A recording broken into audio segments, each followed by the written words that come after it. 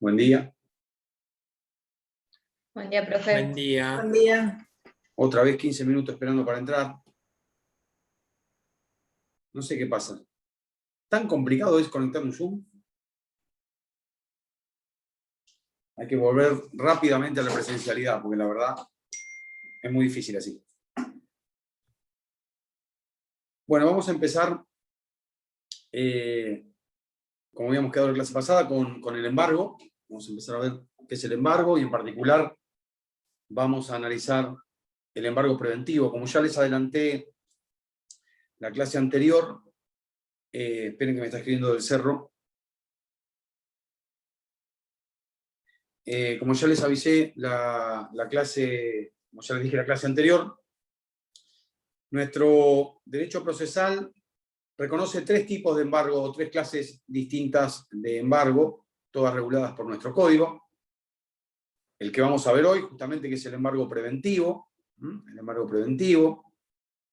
Ustedes saben que este tipo de medida cautelar puede solicitarse antes o después de iniciado el proceso. Estamos hablando del embargo preventivo. Luego vamos a ver los casos que el código determina la posibilidad de hacerlo. Y es una medida que tiende, una medida cautelar que tiende a individualizar y a afectar determinados bienes específicos de un patrimonio para garantizar el cumplimiento o el resultado de una potencial sentencia favorable. ¿Sí? Eso es el embargo preventivo, que regula nuestro código desde el artículo 209 al artículo 220. Está regulado todo lo que es el embargo preventivo. Luego tenemos lo que conocemos como el embargo ejecutivo. ¿Sí? Ejecutivo. Que ya, como podemos analizar, tiene otra función. ¿Qué diferencia hay entre el embargo preventivo y el embargo ejecutivo?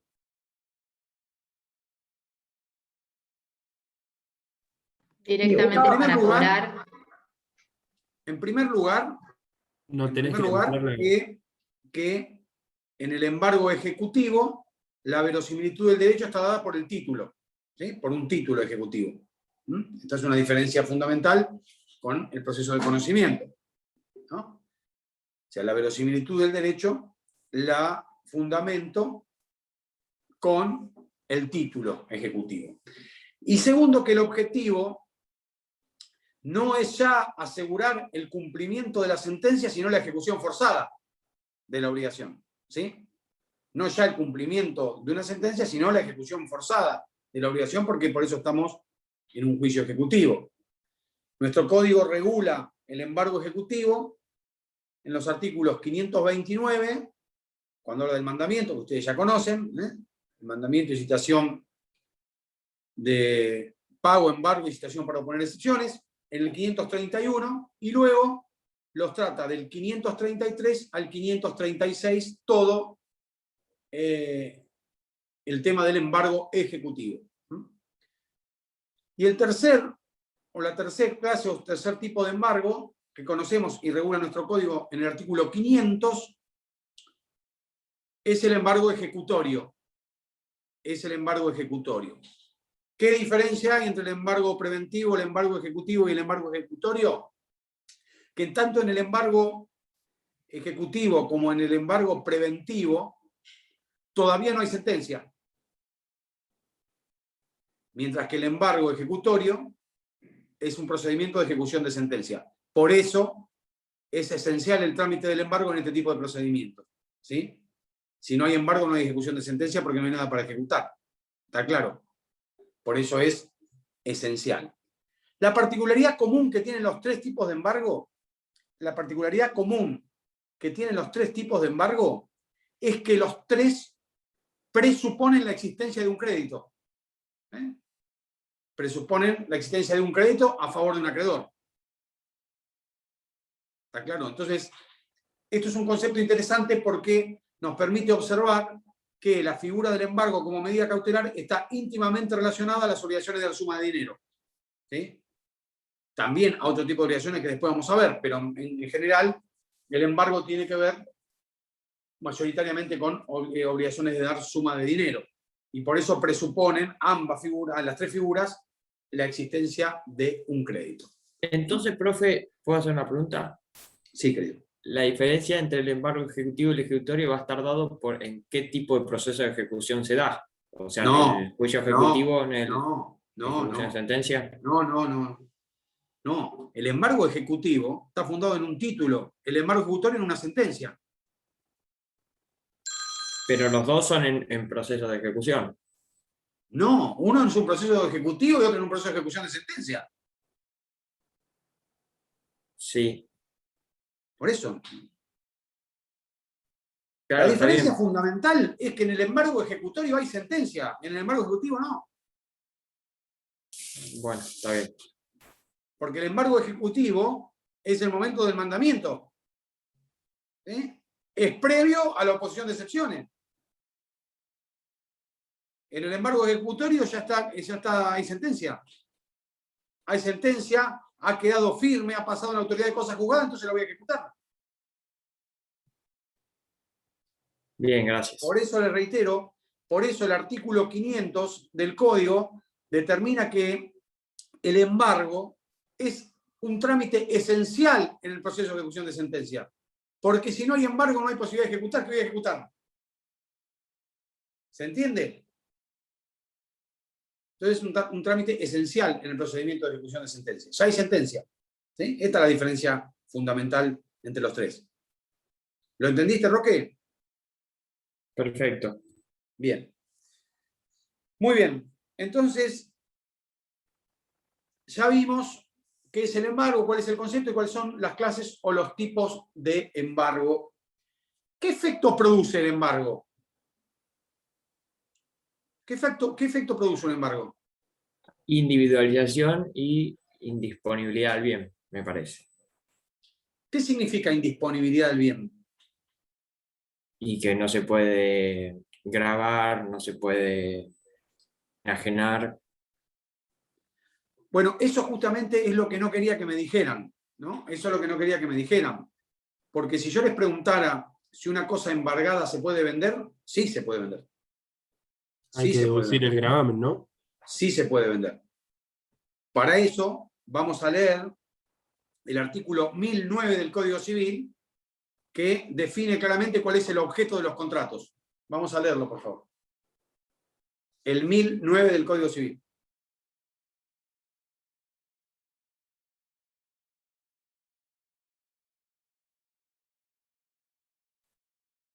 ¿Lo leo? Sí. Bueno. Bienes litigiosos gravados o sujetos a medidas cautelares.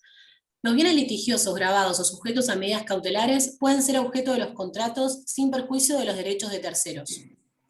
Quien de mala fe contrata sobre esos bienes como si estuviesen libres debe reparar los daños causados a la otra parte si ésta ha obrado de buena fe.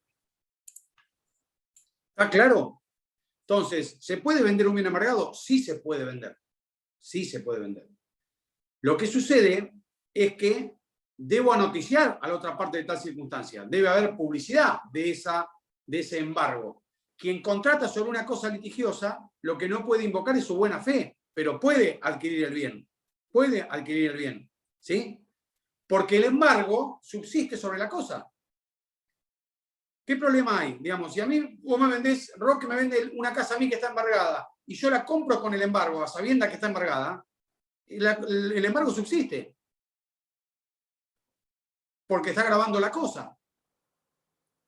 ¿Está claro? Entonces no hay inconveniente respecto de la transferencia. Lo que sí hay inconvenientes es si no anoticio de tal circunstancia al comprador.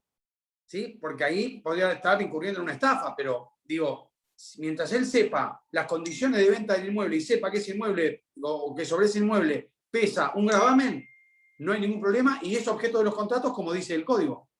Más que nada la estafa sería cuando no son bienes registrables, ¿no? Que es más difícil. A ver. No, porque si vos tenés un inmueble, por ejemplo, un automotor, tenés que tener la diligencia necesaria en la tratativa que estás haciendo e ir a ver si está con un embargo o no. Pero si vos tenés no te escucho bien, Brian, no te escucho bien. ¿Ahí se escucha? Sí. Que si vos tenés un bien que es registrable, vas a tener que ir al registro correspondiente a ver si tiene un gravamen o no. En cambio, Sí. si vos tenés un bien que no es registrable, es más que nada confiar en la otra persona, o sea, si no tenés a dónde acudir. Sí, pero tengo un depositario judicial, que es responsable penalmente. Ah, claro, esa parte había omitido yo. Ah, no, y bueno, porque sí, ahora lo vamos a explicar. Bueno, menos mal que la omití ahora. Menos mal que ahora, exacto. Está bien. Menos mal que lo hiciste cuando metiste un embargo y vendiste la bicicleta embargada, porque te van a meter preso. O en el parcial del procesal. El que compró la bicicleta no va a tener problemas, pero vos vas preso, si sos el depositario judicial. Bueno, y Brian, no sé, o le pasó como al jugador de ayer de fútbol, o algo, No, pero no, ahí está, apareció de vuelta. Me equivoqué, tenía que desactivar el audio. Apareció de vuelta. Bueno, no importa, equivocaste con eso y no con el embargo. Y no en el parcial. No, ahora lo vemos, no te preocupes. Bueno, entonces, recuerden el artículo 1009, si les preguntan, ¿se puede vender en realidad es una pregunta capciosa, ¿no? Si te pregunto, ¿se puede vender un bien embargado? Vos lo primero que vas a responder es no. Entonces, sí se puede vender, ¿sí? La mayoría de la doctrina también interpreta eso, y el artículo 1009 del Código, respecto del objeto de los contratos, claramente da esa posibilidad. Inclusive les voy a decir más. Cuando Brian decía recién respecto de los bienes registrables, que tiene razón, que uno, antes de formular una compraventa de un inmueble, se piden los informes de dominio, ¿no? Y ahí va a surgir claramente la existencia de este embargo o de una anotación personal en el caso de división general de bienes, ¿sí? Ha admitido la doctrina que si el comprador y el titular del crédito, ¿sí?, es quien obtuvo el embargo, saben que la cosa se va a transferir, inclusive puede hacerse con un crédito hipotecario, es decir, se puede constituir hipoteca sobre ese inmueble, ¿sí? Obviamente va a tener un privilegio el primer embargante porque ya está embargado, ¿entiendes? Entonces, y es muy difícil que alguien te preste dinero sobre un bien embargado. Igual no se la deben vender a nadie, ¿no? Porque yo si voy a comprar algo, prefiero buscar algo que no esté embargado. Sí, pero a veces algo embargado tiene mucho más valor. Precio. Ah, bueno, pero bueno, sí. Y bueno, la jugás. es como la gente que compra juicio. Sí, generalmente lo que se va a beneficiar es con el menor valor de la cosa, ¿sí? Él te va a decir, bueno, yo me hago cargo de la deuda que vos tenés, me hago cargo yo con el inmueble, pero esta casa que vale $100.000 te doy 15.000.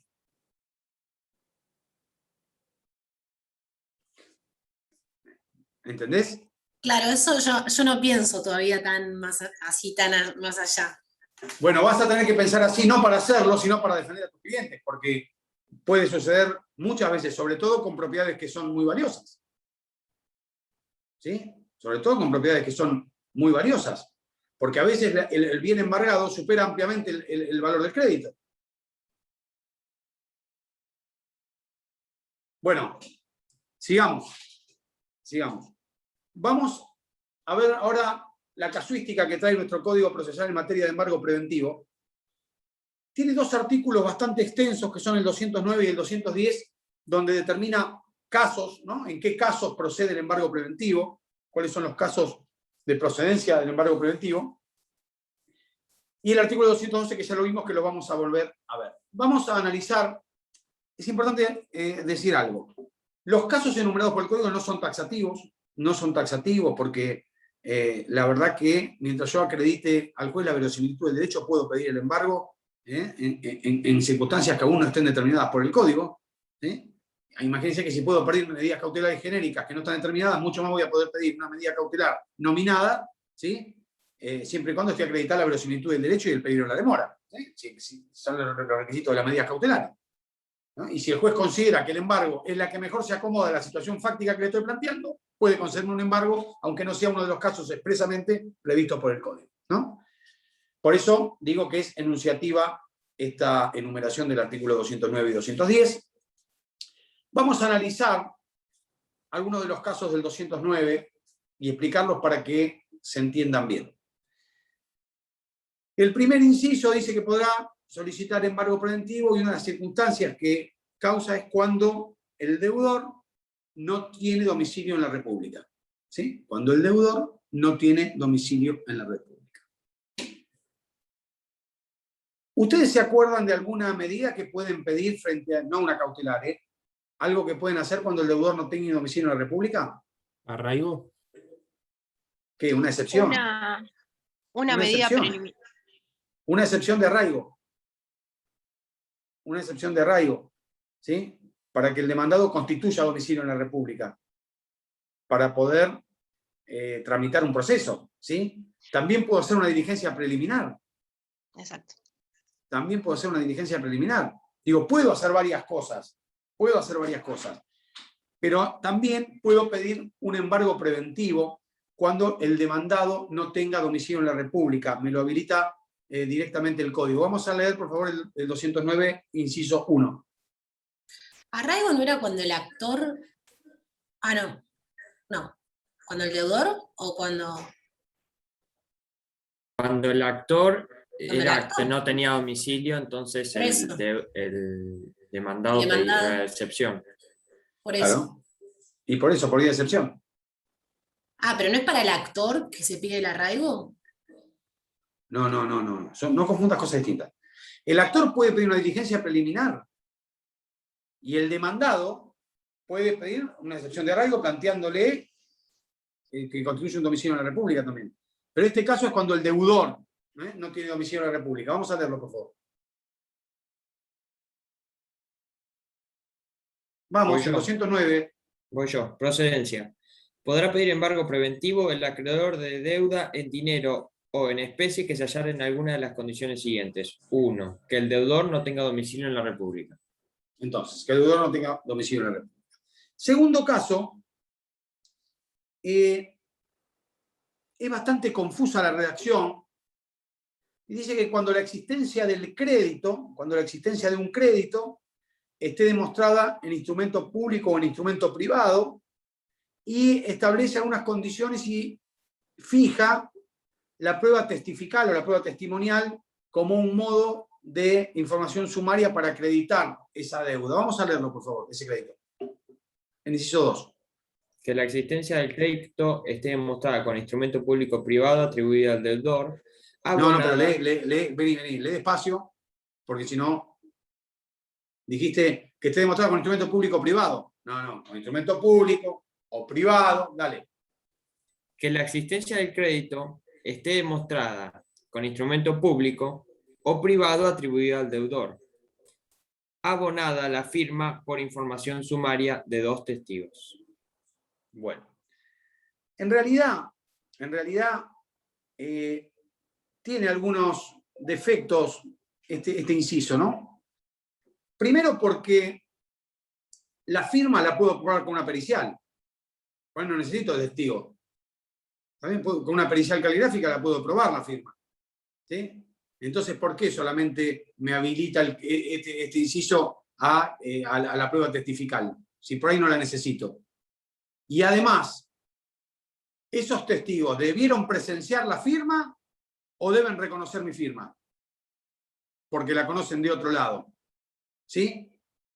Claramente se refiere a eso, ¿no? Se refiere a reconocer la firma, Por ejemplo, un colega tuyo en el estudio sabe cómo es tu firma, la puede reconocer. En un escrito puede ser un testigo que reconozca esa firma. Ahora, claramente no puede descartarse la pericial caligráfica como un medio más claro y contundente de demostrar una firma. Está claro también que se refiere exclusivamente el tema del reconocimiento de firma a los instrumentos privados, porque en los instrumentos públicos se presume o hace plena prueba la firma de la parte. Entonces se está refiriendo a la prueba del instrumento privado, y fíjense que es muy parecido el inciso a la lógica de de la preparación de la vía ejecutiva. ¿Se acuerdan? Cuando es citado a reconocer firma. ¿Sí? Bueno, es bastante parecida a la lógica. Lo cierto es que, acreditada la existencia de este crédito, por instrumento público o instrumento privado y con la firma reconocida, va a proceder el embargo preventivo de los bienes. No se refiere a un título ejecutivo, sí. Ah, no se refiere a un título ejecutivo, porque si no No. sería por un embargo ejecutivo, claramente. No se refiere, por eso estoy diciendo, no se refiere a un título ejecutivo. ¿Sí? No se refiere a un título ejecutivo. Y si no tenemos los testigos, ¿podemos usar la pericia caligráfica? Obviamente, Ah. obviamente. En realidad deberías poder usar cualquier medio de prueba que acredite la... Pero yo digo, la pericial caligráfica es mucho más específica y precisa para demostrar eso que hasta que la prueba testimonial, ¿no? Porque en ese caso igual no voy a necesitar la caligráfica, porque puede ser una firma falsificada que yo diga, sí, es de mi compañero, pero bien truchada, digamos. Y cuando los testigos mienten en un juicio de daño, Por eso, pero no hay otra prueba supletoria o algo que... No, estás, ¿no? estás para pedir un embargo. Está bien. No estás para pedir un embargo preventivo, no para una sentencia. ¿Sí? No para una sentencia. Vos vas a ser responsable en el caso de que se pruebe la falsedad de los testigos, son penalmente responsables los testigos y el juez te puede rechazar el embargo. Sí, pero igual el testigo puede errarle a la firma porque era falsa y, o sea, a simple vista le parecía que era. O sea, no tiene ciencia cierta el testigo sobre una firma. Sí, pero ya que dos digan lo mismo, es más complicado. Por eso dice dos. Doctor, ¿me da un ejemplo de un crédito por escritura pública que no sea título ejecutivo? Un crédito Por escritura pública que no sea título ejecutivo. Un crédito por escritura pública que no sea título ejecutivo. Déjamelo pensar rápidamente. Sí, te lo digo rápidamente. Una obligación de dar cantidades de cosas. Los títulos ejecutivos son suma líquida o fácilmente liquidable. Yo te digo que te voy a entregar 35 pinos del sur de la Patagonia. Claro, sí, entendí. Inicio el juicio para determinar para hacerlo líquido. Inicio el juicio para que me den los 35 pinos. Bueno, sí. No es una obligación de dar suma de dinero, no es líquida ni fácilmente liquidable, pero quiero que me embargues todos los pinos que tenga. Claro. Perfecto. Lo entendí perfecto. ¿Entendido? Perfecto. Vieron que ustedes piensan en pesos solamente. Se equivocan en eso. Y se lo dije cuando empezamos a ver cautelares, le dije, no piensen solamente en pesos. Piensen en otras situaciones que se pueden dar en una cautelar. Abran la cabeza. Acuérdense de eso. ¿Sí? Ahí tenés un ejemplo de uno, Josefina. ¿Sí? Porque recuerden que el título ejecutivo es obligaciones de dar sumas líquidas o fácilmente liquidables de dinero. De dinero. ¿Sí? Entonces, genera esta duda. Bueno, sigamos. Vamos con el inciso 3. Roque, del 209. Sí. Sí. Que fundándose la acción en un contrato bilateral, se justifique su existencia en la misma forma del inciso anterior, debiendo en este caso probarse además sumariamente el incumplimiento del contrato por parte del actor, salvo que éste ofreciese cumplirlo o que su obligación fuese a plazo. Bueno, eso es lo que establece el código, ¿se acuerdan? La exception non dipendi contractus, cuando uno no podía demandar el cumplimiento del contrato si no demuestra previamente que él cumplió con su parte o que su obligación es a plazo, ¿sí? Que está en plazo de cumplirlo. Eso es derecho de fondo. Ahora, volvemos a lo mismo. ¿Por qué voy a tener que probar la existencia del contrato por testigo? Si el Código Civil me dice cuál es la prueba de los contratos, ¿sí? Ya me establece cuál es la prueba de los contratos. Vamos a leer los artículos 1019 y 1020, por favor, del Código Civil. ¿Lo leo? ¿Sí? Voy. Prueba. Medios de prueba. Los contratos pueden ser probados por todos los medios aptos para llegar a una razonable convicción según las reglas de la sana crítica y con arreglo a lo que disponen las leyes procesales, excepto disposición legal que establezca un medio especial. Los contratos que sea de uso instrumental no pueden ser probados exclusivamente por testigos. ¿Se dan 1020. cuenta? El 1020, dale. Prueba de los contratos formales. Los contratos en los cuales la formalidad es requerida a los fines probatorios pueden ser probados por otros medios, inclusive por testigos, si hay imposibilidad de obtener la prueba de haber sido cumplida la formalidad o si existiese principio de prueba instrumental o comienzo de ejecución. Se considera principio de prueba instrumental cualquier instrumento que emane de la otra parte, de su causante o parte interesada en el asunto, que haga verosímil la existencia del contrato. Entonces, si el Código Civil, en 2 artículos profusos, establece los medios de prueba de los contratos, ¿por qué, volvemos, voy a limitar, ¿sí?, al mismo procedimiento, dice que el inciso anterior, es decir, a los testigos, el caso de la prueba de un contrato bilateral? Si tengo 1000 maneras de probar un contrato bilateral, ¿sí? Que No puede establece... no puede ser por rapidez, o sea que sea más rápido acreditar los testigos que conseguir un perito.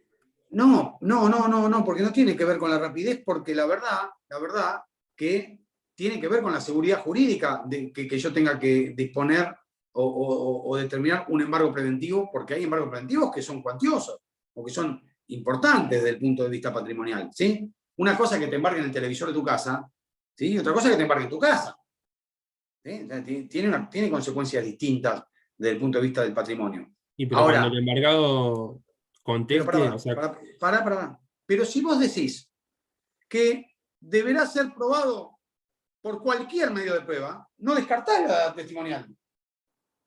La incluís. Está incluida, no está descartada. Y Es si es más rápido, redundante. será más rápido, en ese caso concreto. Pero por ahí no. Por ahí más rápido una pericial. Mediané la firma, sigue la firma. Chau, ¿qué vamos a discutir? ¿Se entiende lo que estoy diciendo? Entonces, no puede tener el código o acotar el código reglas generales de materia de amplitud probatoria. Es una mala técnica legislativa, porque de hecho después la jurisprudencia admite otros medios de prueba para acreditar estas circunstancias. Porque, recuerden esto, mientras vos al juez le acredite la verosimilitud del derecho, a mí no me dice cómo tengo que acreditar la verosimilitud del derecho, me dice que la tengo que acreditar. Bueno, si yo la acredito, el juez me lo va a conceder igual.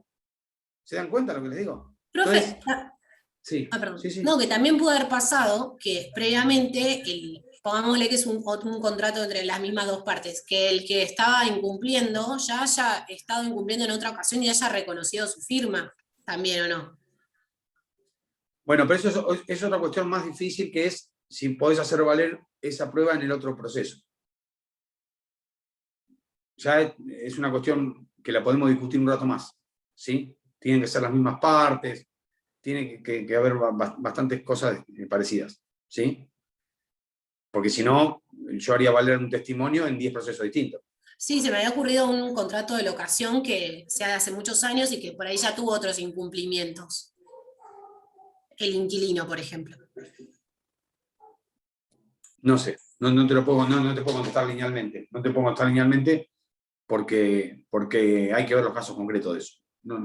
Sí, que un tipo sea permanentemente incumplidor no significa que no tenga todas las garantías en cada proceso de los que participe. ¿Sí? Entonces, concretamente, en este se admite la prueba testimonial, pero también está admitido pedir otro medio de prueba. Exactamente. Cualquier medio de prueba, y ya le dije los artículos, ¿no?, del Código Civil. Bueno, luego, en el inciso 4, se refiere a la contabilidad regular. A ver, vamos a leerlo, por favor.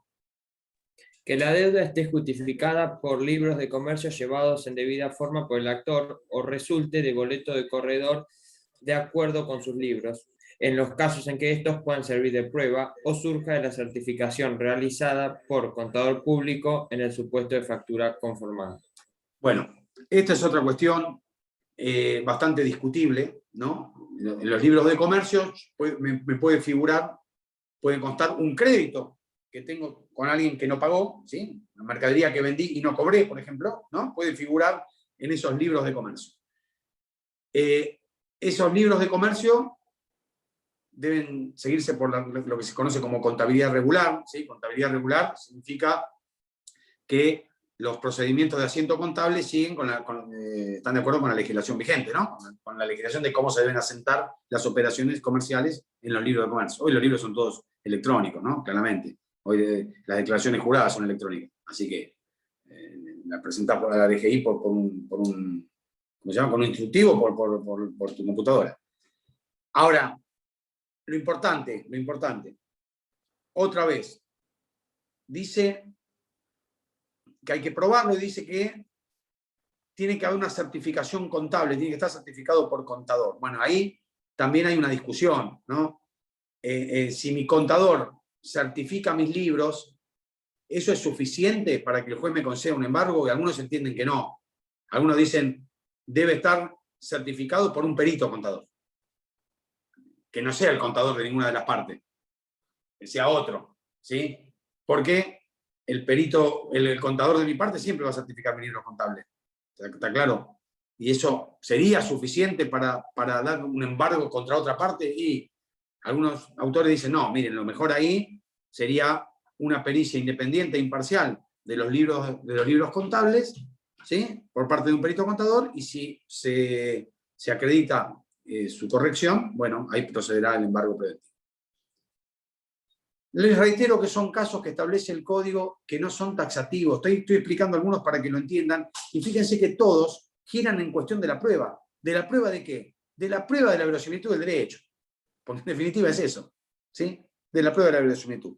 Vamos con el último inciso, que es el más famoso de los casos del embargo, pero además tiene algunas dudas también que vamos a explicarlo. Dale. Que estando la deuda sujeta a condición o plazo, el actor acredite sumariamente que su deudor trata de enajenar, ocultar o transportar sus bienes, siempre que justifique del mismo modo que por cualquier causa ha disminuido notablemente la responsabilidad de su deudor después de contraer la obligación. Entonces, acá el caso sería, yo tengo un crédito contra Roque para cobrar en el mes de diciembre. Es decir, no tengo un título ejecutivo. Porque le falta una de las características del título ejecutivo, que es la mora, ¿sí? Entonces, no hay mora del deudor. Pero, sin embargo, tomo conocimiento que hay maniobras para insolventarse que creo yo que tienen el objetivo de que cuando llegue el cumplimiento de la obligación en el mes de diciembre, se haya insolventado de manera dolosa, intencionada, para evadir o eludir el pago de ese crédito. Muy bien. Este es un caso típico de embargo. Ahora bien, ¿qué es lo que hay que probar sumariamente, como dice el código? No hay que probar o no alcanza a comprobar que el deudor, recuerden que todavía la obligación no es exigible. Esto es fundamental. Todavía la obligación no es exigible, ¿sí? Lo que debo demostrar no es que el deudor está enajenando bienes, sino que debo demostrar que el deudor está enajenando bienes para fugar o fulminar su patrimonio, es decir, para terminar con la garantía común de los acreedores. Insolventarse. Claro, ¿por qué digo esto? Porque si yo tengo 50 departamentos y Brian tiene un crédito contra mí por $100.000, yo puedo vender 30 departamentos y sin embargo no altero la garantía de Brian. ¿Se dan cuenta? No me estoy insolventando por el solo hecho de vender 30 departamentos. Entonces tiene que ver con el patrimonio que estoy en. Ahora, si yo tengo 50 departamentos y puse en venta los 50 departamentos, claramente lo que estoy tratando de hacer es eludir potencialmente una ejecución forzada en el futuro de esa obligación que ya decidí no cumplir. ¿Se dan cuenta? Entonces, lo que tengo que acreditar es que la enajenación es tal que va a afectar la garantía de los acreedores. Eso es. Esa es la cuestión. No alcanza con decir que vendió un bien. ¿Sí? Es importante esto, porque pareciera ser, si uno lee el artículo, que si está enajenando bienes, yo ya podría hacerlo. No. Si está enajenando bienes y mediante ese mecanismo lo que está pretendiendo es insolventarse, ¿no? Ese sería el argumento. Bueno, luego el 210 sigue agregando ejemplos así que no me quiero detener porque son fáciles de leer y no traen mayores complicaciones. Les expliqué este artículo para que entiendan cómo juega fundamentalmente el tema de la prueba y fundamentalmente también los casos en que yo podría pedir embargo, ¿no? Entonces fíjense que no es solamente, si bien siempre presupone la existencia de un crédito, no siempre ese crédito es en dinero.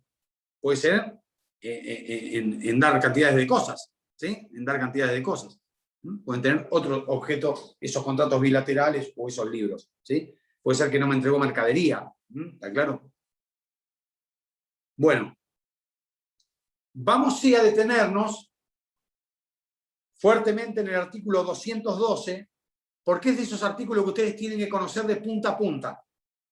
Lo tienen que saber, lo tienen que conocer, tienen que hablar con fluidez, tienen que hablar con tranquilidad y tienen que conocer los casos, que ya los vimos cuando estudiamos la parte general de medidas cautelares, ¿sí? Y lo vimos cuando analizamos verosimilitud del derecho. Y dijimos que había casos de máxima verosimilitud. ¿Se acuerdan? Casos de máxima verosimilitud, que son los del 212, donde hay situaciones objetivas que pueden ocurrir en un proceso pendiente, sin un proceso en trámite, hay situaciones objetivas que pueden ocurrir y con el hecho de que ocurran, produce como consecuencia la disponibilidad del embargo preventivo para el acreedor, ¿sí? Sin necesidad de acreditar ni de probar nada más que eso, ¿sí? Es un hecho objetivo que sucede en el proceso. Lo vimos, son 3 casos, ahora lo vamos a leer, pero son 3 casos. ¿Sí? Confesión expresa o ficta, ¿sí? En el 354, confesión expresa o confesión ficta, 354, ¿sí?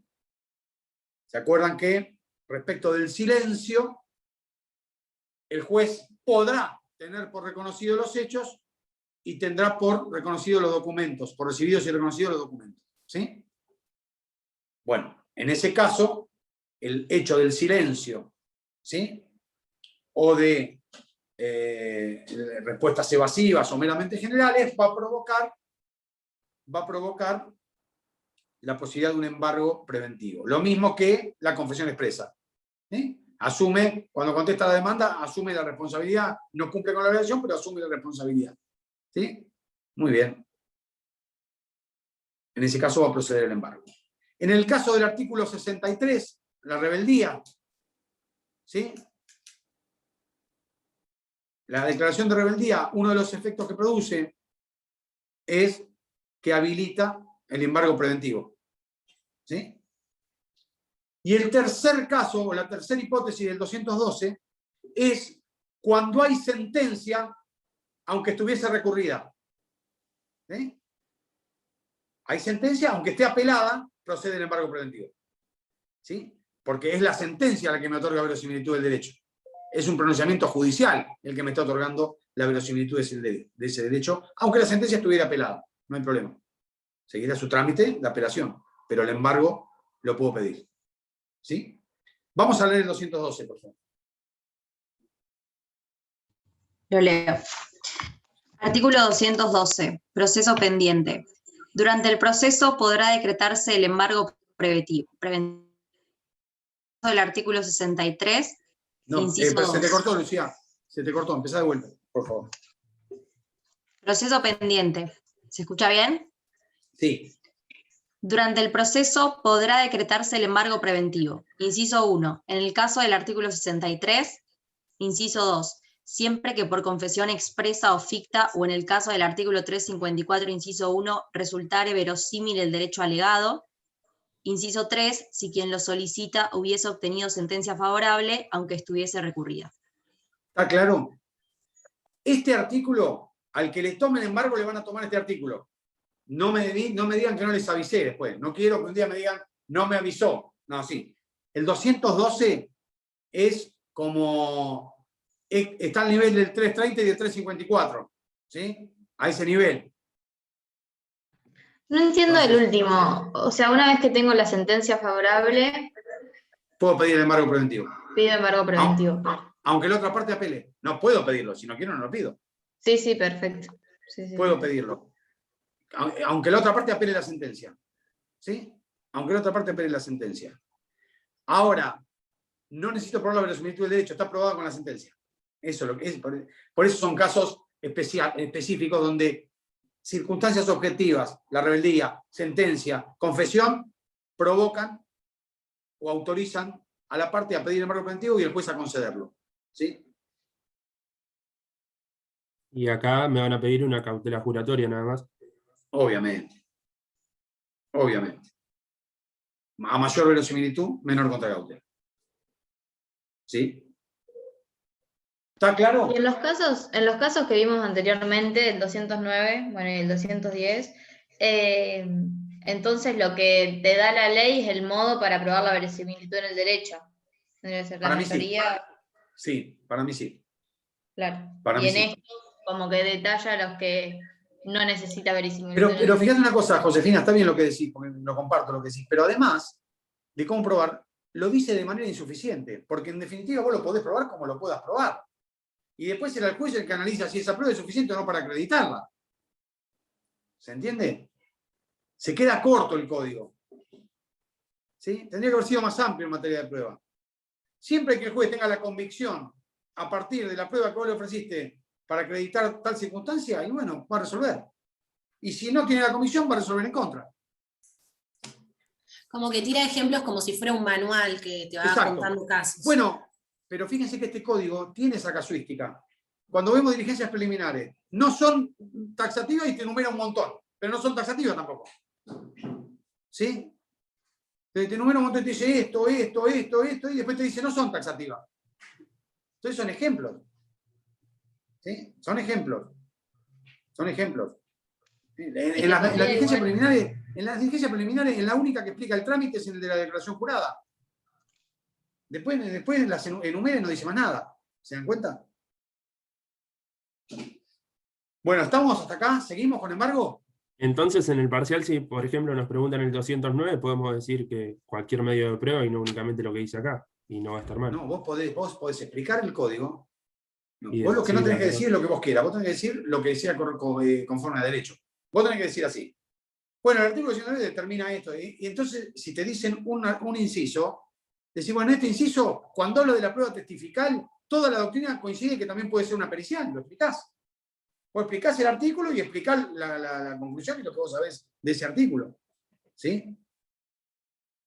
Pero claramente, y desde donde lo lean, lo van a ver que es así, digamos, que no está tan limitada la cuestión probatoria, porque además el Código Civil la amplía. Y también acá tenemos un gran problema, que es que el Código Procesal Civil y Comercial quedó anterior al nuevo Código Civil y Comercial. Entonces empiezan a producirse desfasajes. Tiene mucho más contenido de prueba tecnológica y de otro tipo de prueba el Código Civil que el Código Procesal Civil. ¿Sí? Pruebas biológicas. ¿Sí? El ADN no figura en el Código Procesal.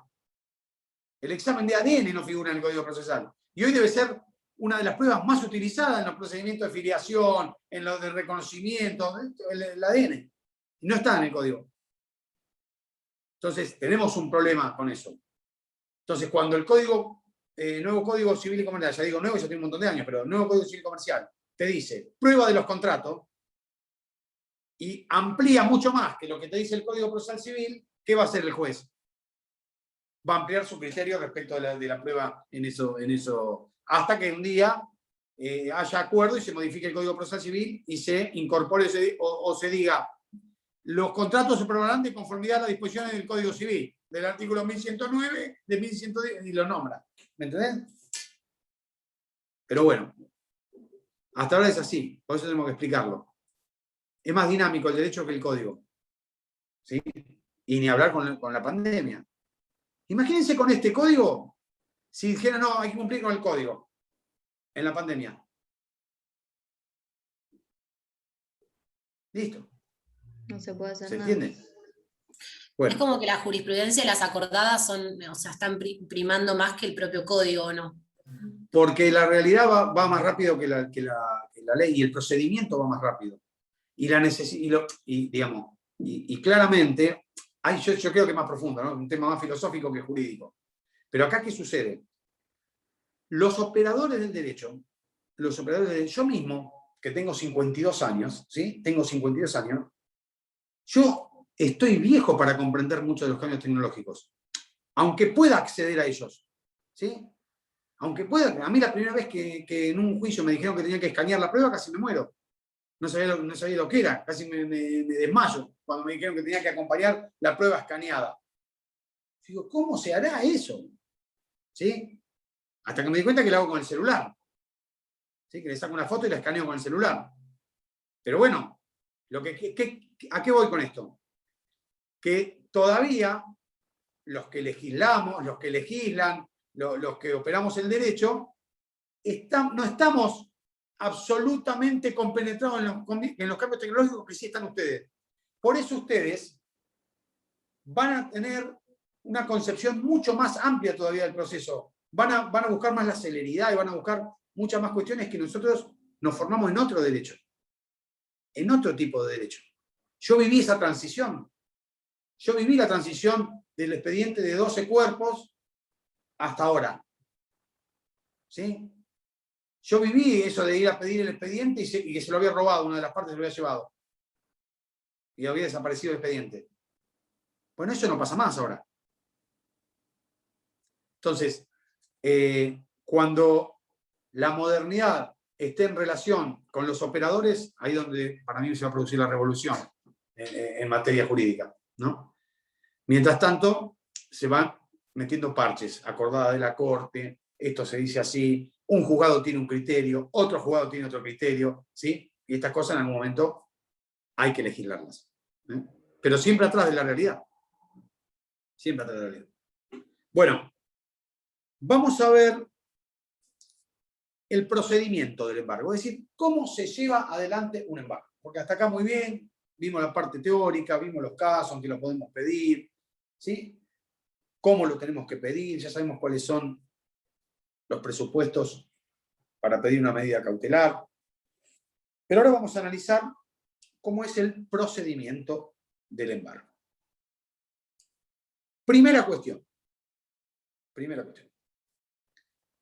Podemos distinguir distintos tipos de embargo preventivo, siempre preventivo, no como vimos al principio de la clase, la clasificación, sino distintos tipos de embargo preventivo, y podemos distinguir distintos bienes a embargar. Yo voy a hacer una explicación y después leemos el código, ¿no? Recuerden que les dije, cuando empezamos a ver medidas cautelares, que son muchos artículos, es mucho código, ¿sí? Lo tenemos que ver por eso. No es que a mí me gusta repetir los artículos, sino para que ustedes ya se vayan empapando también y ubicándose en el código en los artículos de medidas cautelares. Bien. Embargos tenemos de dos tipos. Embargo preventivo, ¿no? Puede ser un embargo con desapoderamiento o un embargo sin desapoderamiento.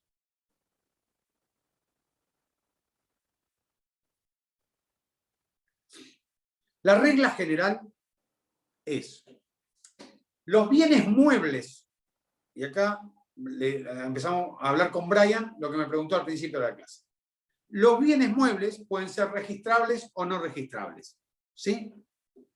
El procedimiento de embargo de un bien mueble registrable es con la inscripción en el registro que corresponde, ¿sí? La inscripción de la medida en el registro de corre. Por ejemplo, en el registro de la propiedad automotor inscribo el embargo sobre un vehículo automotor, ¿sí? Bien mueble registrable. Los bienes muebles no registrables, viene el oficial de justicia a mi casa, voy a tocar madera para que eso no suceda, ¿sí? Viene el oficial de justicia a mi casa y me dice, bueno, viene con un mandamiento, me dice, vengo a embargar, y empieza a embargar, ¿sí? El tele, el sillón, ¿sí? Empieza a embargarme. La compu no, porque es mi herramienta de laburo, digo, esta es mi herramienta de trabajo, es inembargable, ¿sí? Es inembargable. Pero usted tiene 3 computadoras, sí, pero esta no, llévese las otras. Listo. Muy bien, empieza a embargar. ¿Qué va a hacer? ¿Se va a llevar las cosas? No se va a llevar las cosas. En principio no se va a llevar nada. Va a hacer un acta, identificando cada uno de los bienes, ¿sí? El televisor va a poner el número de serie y la marca, va a poner, de cada cosa que embargue va a poner las características, pum, pum, pum, pum, pum, una heladera tal, y me va a designar depositario judicial a mí. ¿sí? Al deudor, lo va a nombrar lo va a designar depositario judicial. Salvo que considere que las cosas corren riesgo si las dejo en manos del deudor, ¿sí? Y en ese caso puede colocarlas en un depósito judicial, ¿sí? Puede colocarlas, llevarlas y colocarlas en un depósito judicial. Ahí sería un embargo con desapoderamiento, ¿sí? Pero la regla es que es sin desapoderamiento. Bueno, eso respecto de los bienes muebles no registrables. ¿Qué pasa si embargo dinero?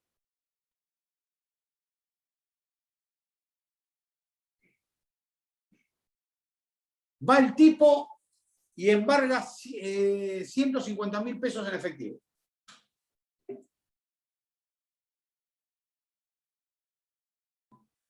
Ustedes me tienen que responder rápidamente. Y ahí no se lo puede dejar al deudor. ¿Qué le va a dejar? ¿Depositario judicial de los 150.000 pesos al deudor? Ustedes solos me lo tienen que decir. ¿Cómo le va a dejar dinero en efectivo al deudor? Lo depositan en las 24 horas. Lo deposita en la cuenta del juzgado, ¿sí? Es un embargo con desapoderamiento. Se lo lleva y lo deposita en la cuenta del juzgado a las resultas del proceso, ¿sí? Una Los pregunta. bienes, espera que termino y me preguntas. Los bienes inmuebles se registran en el registro de la propiedad inmueble, ¿sí? El embargo se registra en el registro de la propiedad inmueble. La primera pregunta, sí, decime primero, Agustina, vos, dale. No, quería preguntar, en el caso del ejemplo que dio anteriormente, cuando nombran al depositario al deudor, Sí. y en el caso de que lo considere que no es conveniente y los traslada, ¿eso se hace en el mismo mandamiento o es otro mandamiento distinto? El de desapoderamiento. Generalmente te lo va a pedir la parte. Que está ahí, en la diligencia. Sí, o puede ser que te lo pida mañana. Ah, bien. Bien. ¿Sí? Porque como dijo Brian, che, ya vendió la bicicleta. O está queriendo vender la bicicleta. Ya me dijo el vecino. Andá y sacáselo los bienes, porque va a vender todo. ¿Sí? Va a tener responsabilidades penales que va a decir el código ahora, pero bueno, yo no quiero que los venda. ¿Está bien? Una Entonces, pregunta, profe. Sí. Esto se me confunde con comiso, estamos viendo también el embargo ejecutivo, y era casi todo lo mismo que estás diciendo vos. ¿Y cómo no va a ser lo mismo si ahora vamos a ver que el código dice que para el procedimiento del embargo preventivo hay que seguir el procedimiento del embargo ejecutivo? Ah, bueno, bárbaro, Y bueno, por eso. no nos apuremos. Espera que ahora vamos a leer el código. ¿Sí? ¿Cómo no va a decir lo mismo? Me alegro además que estemos diciendo lo mismo, porque quiere decir que lo estamos dando bien. Porque si los dos decimos lo mismo, es porque es lo mismo. ¿Sí? Es porque es lo mismo. Ahora lo vas a ver y cuando lo leas no te lo vas a olvidar más, por suerte, porque te vas a acordar de tu pregunta y de lo que dice el código. Bueno, pará. Esta es una pregunta de examen. Esta es una pregunta de examen. ¿Qué diferencia hay entre el embargo con desapoderamiento y el secuestro?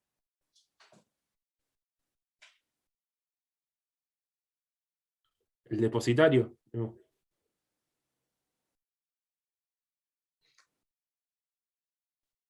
No, para mí es que el secuestro es cuando está la cosa objeto del proceso, ¿no? Muy bien. Ay, El qué suerte. secuestro es sobre la cosa litigiosa. Y el embargo es sobre cualquier bien mueble o inmueble del deudor. El secuestro generalmente es para cuando quiero recuperar la cosa en especie. Por eso, si yo pido un embargo preventivo, supóngase esto. Yo pido el embargo preventivo de, no sé, de ese televisor, ¿sí? Porque ese televisor se lo vendí y no me lo pagó, ¿sí? Lo que le estoy pidiendo al juez es ese televisor, no la plata. Entonces, en ese caso, el juez me va a dar o un embargo con desapoderamiento o va a disponer el secuestro de la cosa porque es la cosa objeto del litigio. ¿Se entiende? Y ahí no lo va a dejar como depositario judicial, porque lo que yo estoy queriendo es recuperar la cosa en especie. Esta es la diferencia fundamental entre el embargo y el secuestro, el embargo con desapoderamiento y el secuestro, ¿sí? No tiene que ver con quién es el depositario judicial, porque en los dos casos va a ser un depósito judicial, porque hay desapoderamiento. La diferencia es el objetivo que tiene una medida y la otra. ¿Sí? Por eso un embargo preventivo puede convertirse en secuestro. A veces se utiliza de manera amplia la palabra secuestro. El código a veces utiliza de manera amplia la palabra secuestro para referirse al embargo con desapoderamiento. Si dice, ordena el embargo y el secuestro de la cosa. Eso es un embargo con desapoderamiento. Lo estoy usando amplio, no se está refiriendo a la medida cautelar de secuestro. ¿Está claro? La medida cautelar de secuestro es la que le acabo de decir yo. Es la cosa objeto del litigio. ¿Sí?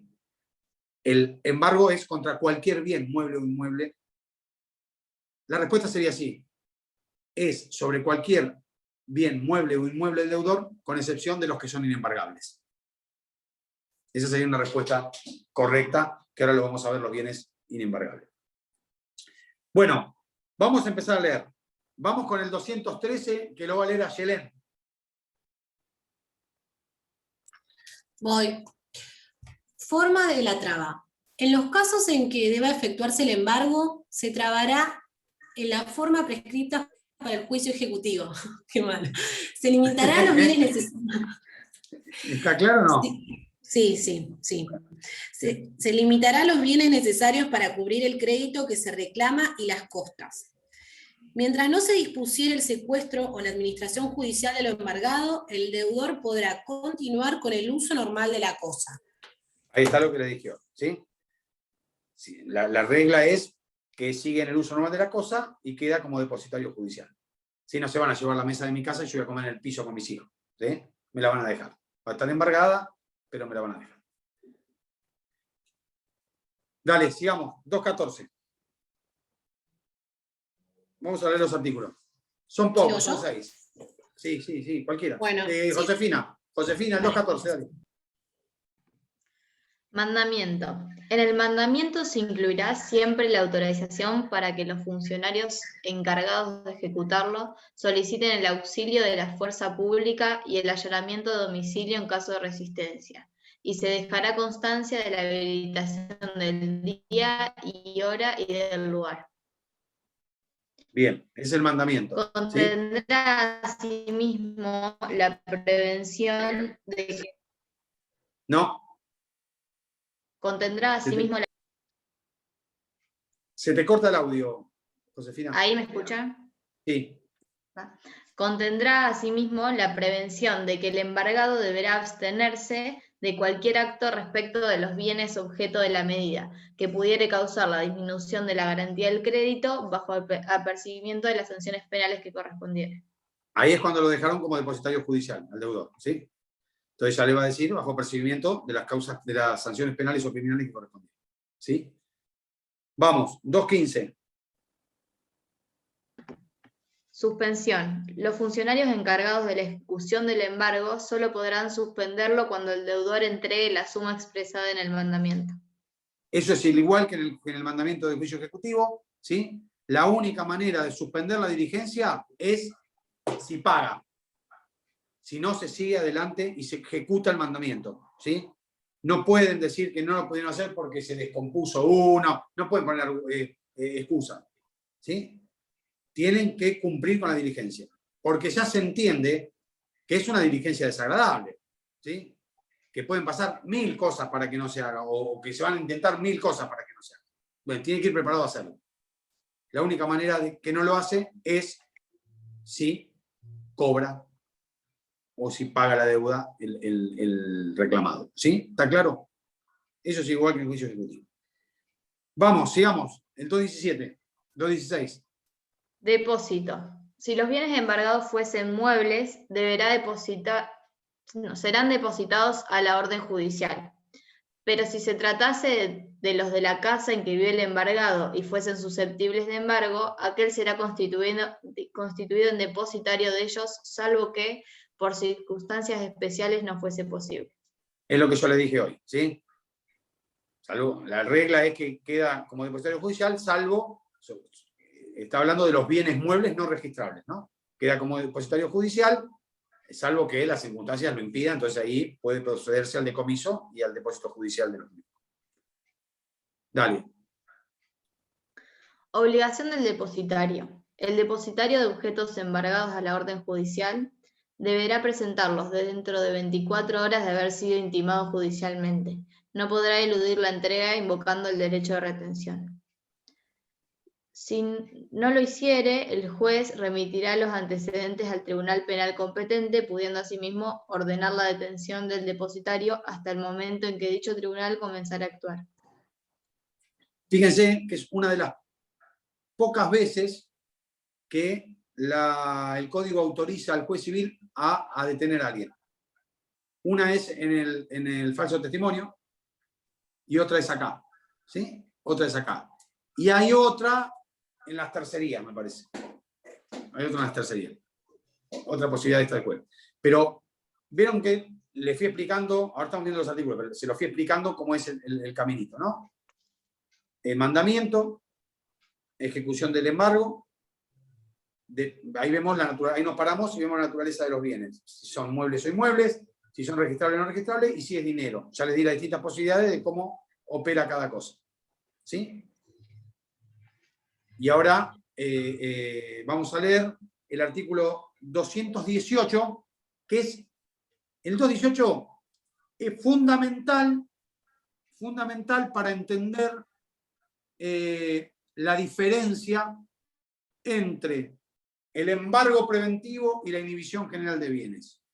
Este artículo es clave. Vamos. Alguien que lo lea. Léelo vos, Roque, el 218. 218. Prioridad del primer embargante. El acreedor que ha obtenido el embargo de bienes de su deudor no afectados a créditos privilegiados tendrá derecho a cobrar íntegramente su crédito, intereses y costas con preferencia a otros acreedores, salvo en el caso de concurso. Los embargos posteriores... Espera, entonces es así. Acá nos regimos por el principio prior in tempore, prior in ius. Primero en el tiempo, primero en el derecho. Primero en el tiempo, primero en el derecho. El acreedor que inscribió un embargo preventivo, ¿sí?, en primer lugar, tiene preferencia a ser pagado respecto del segundo, y el segundo respecto del tercero, y así sucesivamente. ¿Sí? El primero va a cobrar íntegramente su crédito sobre la cosa, y los restantes van a ir cobrando a prorrata, es decir, si queda algo, van a ir cobrando. Lo importante es que genera preferencia. La inscripción del embargo genera preferencia. La inscripción de la inhibición general de bienes no genera ninguna preferencia. Porque la inhibición es sobre bienes indeterminados y el embargo es sobre bienes determinados. Entonces, sobre ese bien determinado que yo embargué, tengo preferencia. Solo voy a poder ser perjudicado en el caso de que aparezca un acreedor con un privilegio mayor. Ese es el orden de los privilegios, ¿se acuerdan? Que tanto nos cuesta. Es un tema que lo vemos en todas las materias y no lo aprendemos en ninguna. ¿Sí? Lo vemos en obligaciones, lo vamos a ver en quiebras, lo vemos en procesal, pero no lo aprendemos en ninguna. El orden de los privilegios. Entonces, la única manera de que el primer embargante no cobre es si aparece un acreedor que tenga privilegios sobre él. Por eso existen, ¿sí?, las tercerías de mejor derecho, que ustedes ya vieron o van a ver ahora. Sí, bueno, si no la vieron, la van a ver porque está en la materia, así que la van a ver. ¿Sí? La tercería con mejor derecho es cuando se va a subastar un bien, y deben ser notificados todos los acreedores que figuren en el registro. Y tengo derecho a presentarme en la subasta, a pedir una tercería para cobrar con preferencia al que está rematando, si tengo un privilegio. ¿Está claro? Bueno, entonces, esto es fundamental. El 218 es fundamental porque establece el efecto que produce el embargo preventivo para el acreedor y la diferencia que tiene con la inhibición general de bienes. ¿Está claro? Vamos al 219, que son los bienes inembargables. Marianela, por favor, léelo vos, el 219. ¿Se escucha? Sí. Bienes inembargables. No se trabará nunca el embargo. Inciso 1. En el lecho cotidiano del deudor, de su mujer e hijos, en las ropas y muebles de su indispensable uso, ni en los instrumentos necesarios para la profesión, arte u oficio que ejerza. Inciso 2. Sobre los sepulcros, salvo que el crédito corresponda a su precio de venta, construcción o suministro de materiales. Inciso 3. En los demás bienes exceptuados de embargo por la ley. Ningún otro bien quedará exceptuado. Bueno, este artículo, que también tiene una técnica legislativa floja, porque establecen dos incisos, bueno, el lecho, los muebles necesarios e indispensables para el uso. Por eso empiezan las discusiones que son anecdóticas, pero ustedes deben haber escuchado. Si hay 10 televisores en la casa, un televisor puede ser inembargable, porque ya hoy la gente es un elemento indispensable el televisor en una familia. Ahora, si hay 10 televisores, me puedo llevar 9. ¿Sí? Puedo dejarle uno. ¿Sí? No son los 10 inembargables. Vieron que yo dije lo mismo recién con la computadora, que lo dije por esto, porque dice que si es necesario para la profesión, arte u oficio que vos ejercés, no te lo pueden embargar. Bueno, la computadora para un abogado es más que el código, ¿sí? Es más que el código. Ahora, si tengo 3 computadoras, no voy a poder alegar eso para las 3. ¿Sí? Me van a llevar 2, van a dejar una. Pero lo importante, ¿qué es de esto, de esta lógica? Más allá de que tienen que conocer el artículo y saber cuáles son los bienes inembargables que dice. Pero el último inciso dice lo demás que disponga la ley. Bueno, hay más, obviamente, casos de inembargabilidad en las leyes que en el código. Entonces, en materia de jubilaciones y pensiones, ¿sí? Respecto a las jubilaciones mínimas, son inembargables. Imagínate si vos sos un abuelo, le embarga la jubilación. Condenás a la muerte directamente. ¿Sí? Hay en las medidas cautelares contra el Estado, hay un sistema de medidas cautelares contra el Estado, y los bienes del Estado son inembargables. Los bienes del Estado son inembargables. ¿Sí? ¿Por qué los bienes del Estado son inembargables? Porque se parte de un principio que es que el Estado no puede quebrar. Porque si el Estado quiebra, imagínense nosotros. ¿Sí? ¿A quién le importaría? ¿No? Y si quiebra el Estado, imagínense. Entonces, los bienes del Estado son inembargables. Luego hay también sobre las indemnizaciones. ¿Sí? Sobre las indemnizaciones. Si yo sufro un accidente que me deja una discapacidad física, lo que yo recibo no es una ganancia, sino es una compensación por los daños sufridos. Por lo tanto, hay casos que no, hay algunos casos donde hay límites al embargo de esas, algunas veces sí y algunas veces no, pero límites al embargo. Entonces, hay leyes que van estableciendo, ¿sí?, sistemas de inembargabilidad. Y la más conocida de todos es la Ley de Bien de Familia. Cuando ustedes constituyen un inmueble de vivienda única y permanente donde habita la familia, ¿sí?, como bien de familia. Y ese bien es inembargable. Ese bien es inembargable. ¿Lo podría embargar? Sí, desafectándolo del régimen de bien de familia lo puedo embargar. ¿Sí? Es un trámite. Lo desafecto al régimen de bien de familia. ¿Sí? Y en cualquier momento los puedo volver a afectar al régimen de bien de familia. Lo que pasa que las medidas cautelares o los gravámenes que se inscriban entre que yo lo borré y lo volví a inscribir son válidas. ¿Está claro? ¿Se entendió? Sí, a mí me quedó una duda del 216. Cuando dice si los bienes embargados fuesen muebles serán depositados a la orden judicial, habla del embargo con desapoderamiento. Exactamente. Exactamente. Exactamente. Gracias. Bueno, y el 220 nos habla del levantamiento del embargo. ¿Sí? Es el último artículo de embargo y habla del levantamiento. Alguien que lo lea, por favor.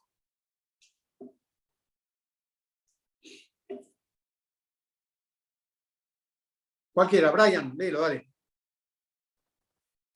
Levantamiento de oficio y en todo tiempo. El embargo indebidamente trabado sobre alguno de los bienes enumerados en el artículo anterior podrá ser levantado de oficio o a pedido del deudor o de su cónyuge o hijos, aunque la resolución que lo decretó se hallare consentida. Esto es que la resolución de las medidas cautelares no causa estado. ¿Por qué? Porque una de las características de las medidas cautelares, ¿cuál era? ¿Cuáles son los caracteres que vimos de las medidas cautelares?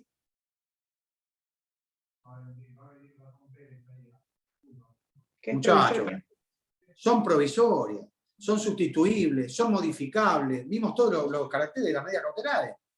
¿Sí?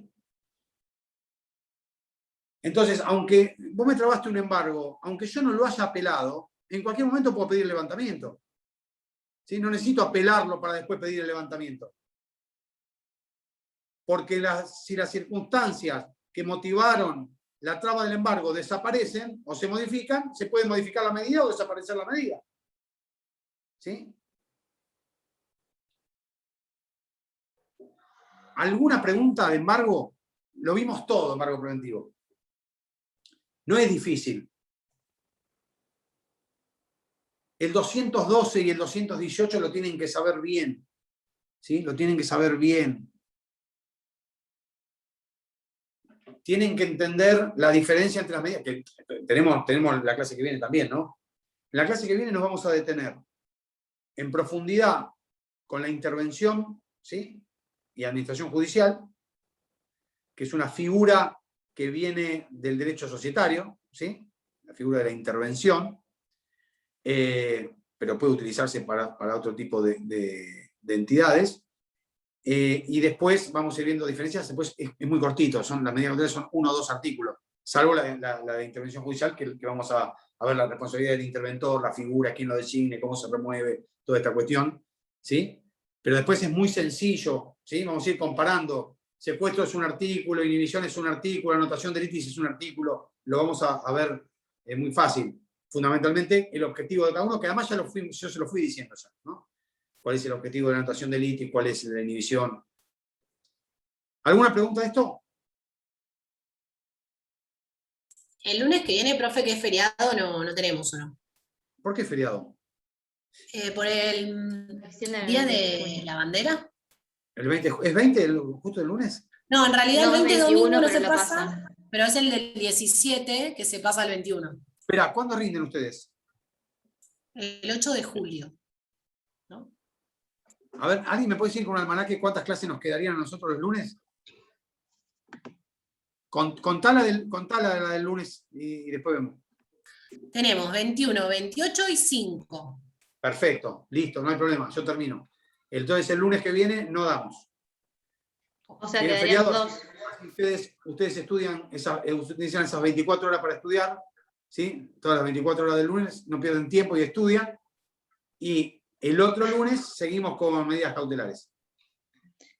O sea, quedarían 2 clases. Nos quedan 2 clases. Yo creo que Perfecto. si puedo, voy a terminar en la próxima que tengamos y nos queda un lunes para repasar como hacemos siempre. Dale, buenísimo. ¿Eh? Sí. ¿Alguna pregunta? ¿Alguna pregunta? Bueno, tengan buena semana, que gane la selección hoy. ¿Eh?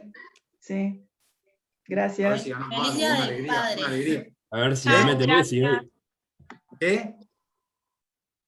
Meta ¿Quién dijo? que la meta Messi, que siempre está ahí, cerca en el tiro libre. No, pero no podemos criticar a Messi. No, a favor de él, a ver si se le da. Sí, justamente, pobre tipo, encima que viene. No, a Yo, favor de él, yo si digo. fuera Messi no vendría más. Yo La pasa tampoco. mal, es un genio de todo el mundo menos acá. Nadie es profeta en su tierra. ¿Eh? Chao, chicos. Nos vemos la semana que viene. No, Chau, 2 semanas. profe. Chao, profesor.